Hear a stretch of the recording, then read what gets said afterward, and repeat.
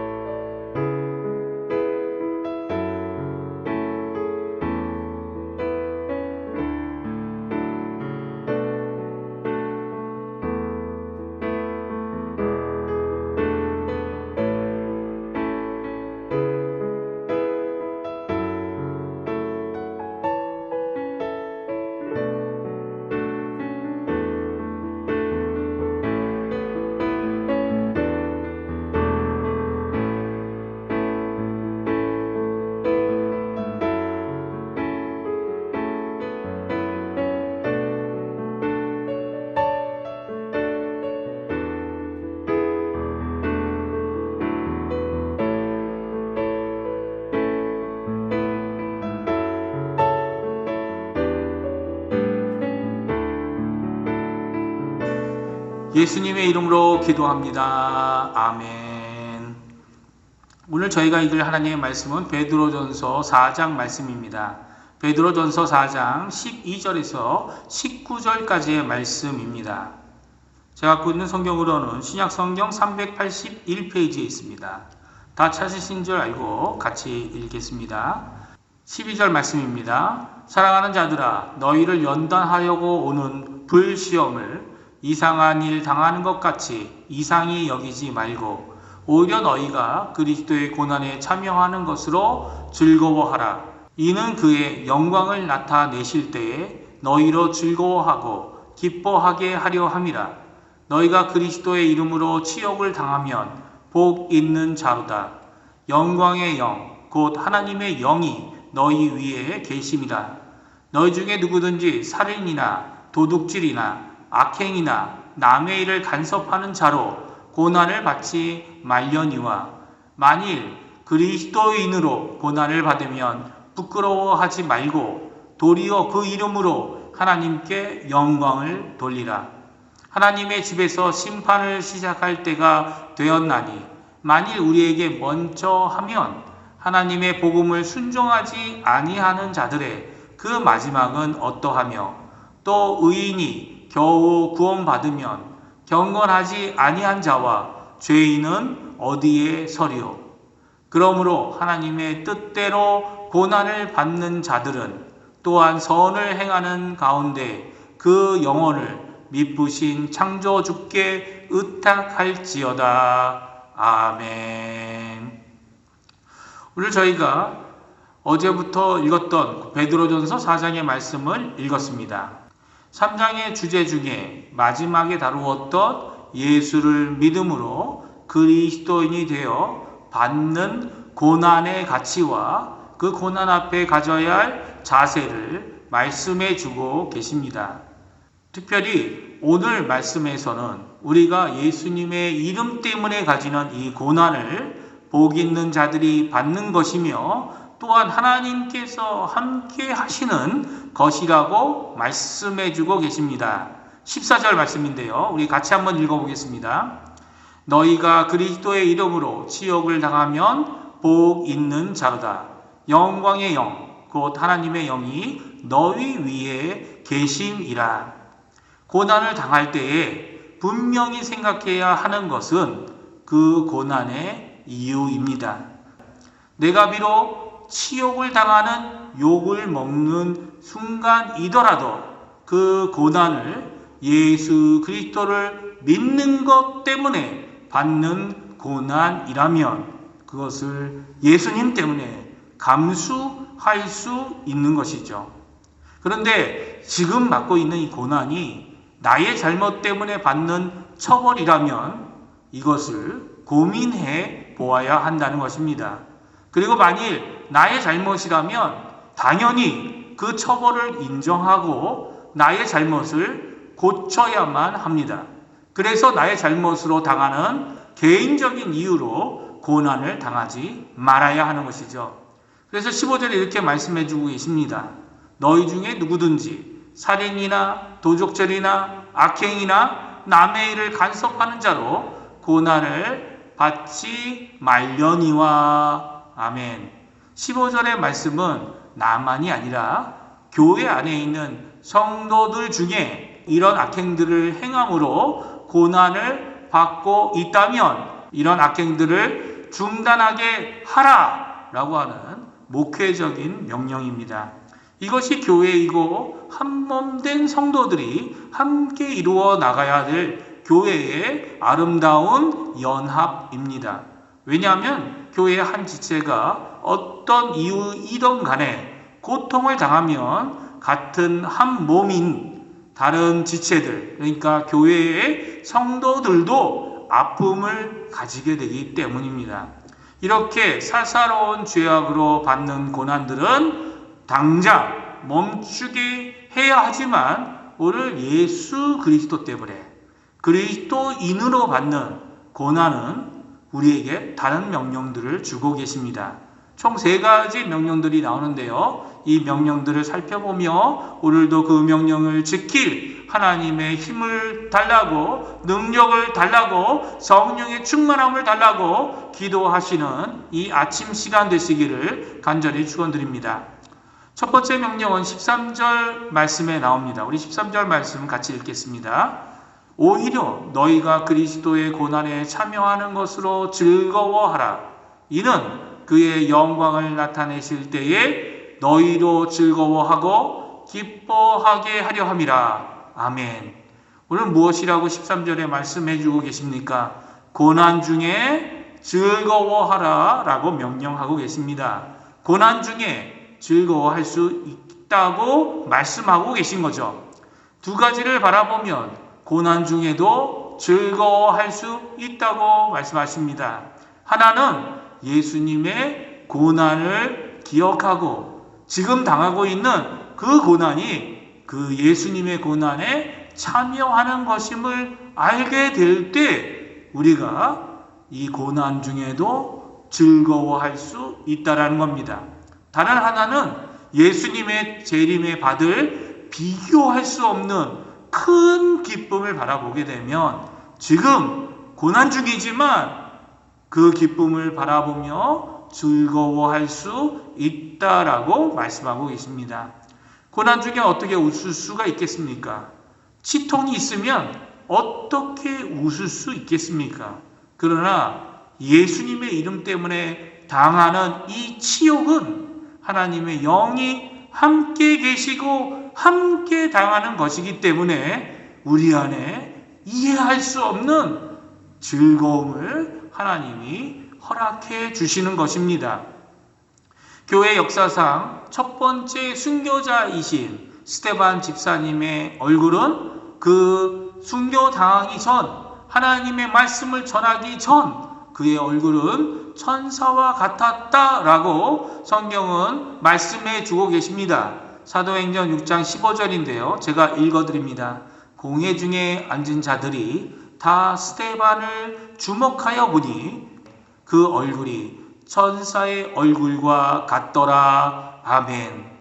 그리고 순교당하기 전 예수님을 바라보던 그의 모습은 성령 충만의 모습이었다고 사도행전 7장 54절, 55절에 말씀해 주고 계십니다. 제가 읽어드립니다.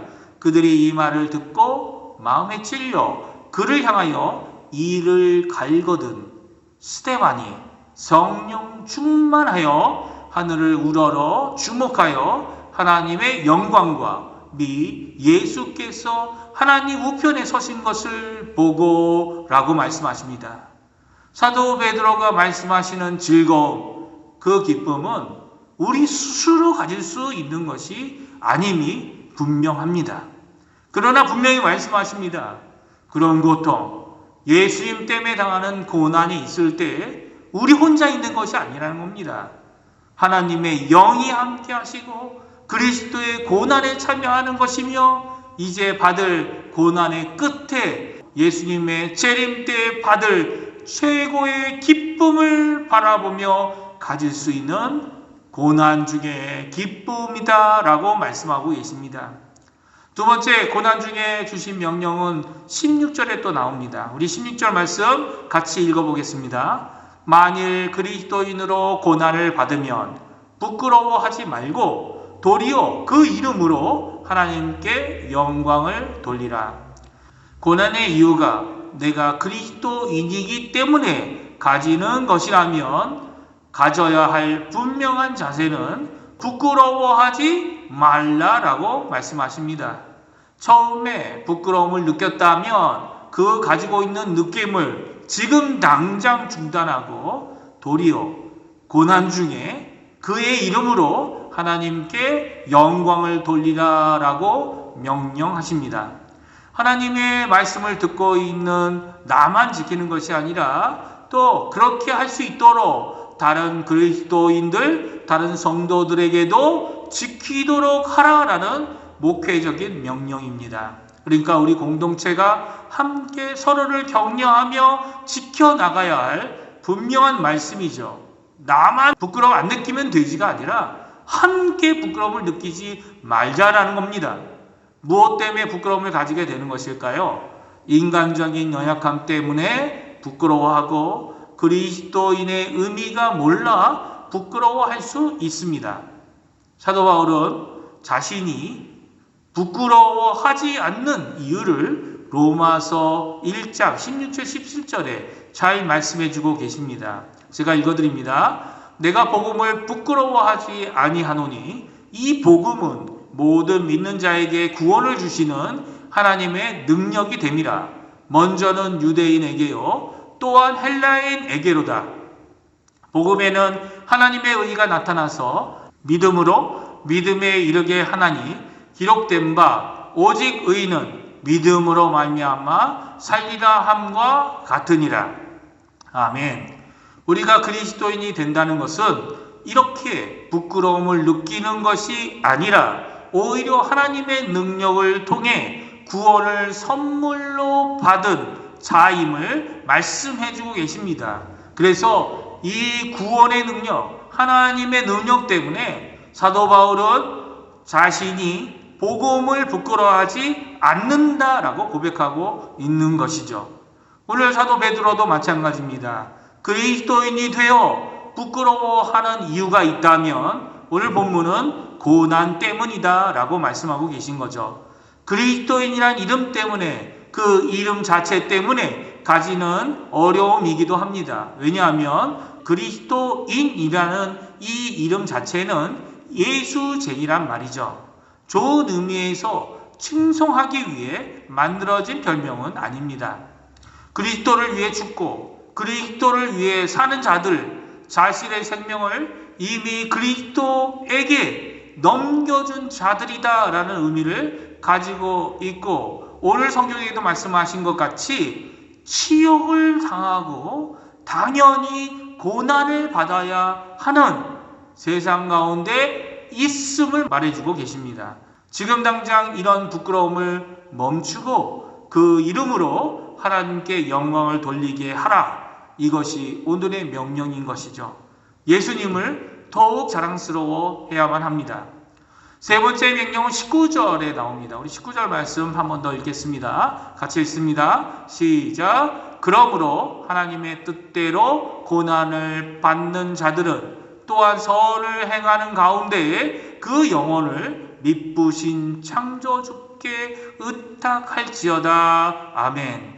고난을 받는 이유를 하나님의 뜻대로 살려고 하니까 고난을 받게 된다고 오늘 말씀해주고 계십니다.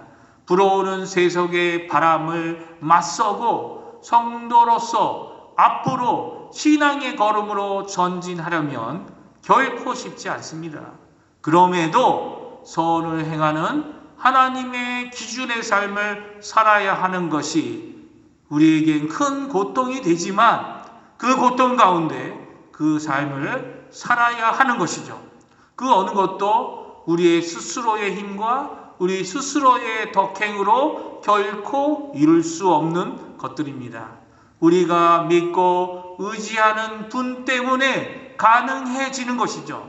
오늘 우리의 영혼과 생명을 의탁, 즉 의지하고 맡아주시는 분이신 하나님 아버지는 미쁘신 분이고 창조주이실 뿐만 아니라 오늘도 역사하시는 주님 되시는 분이십니다.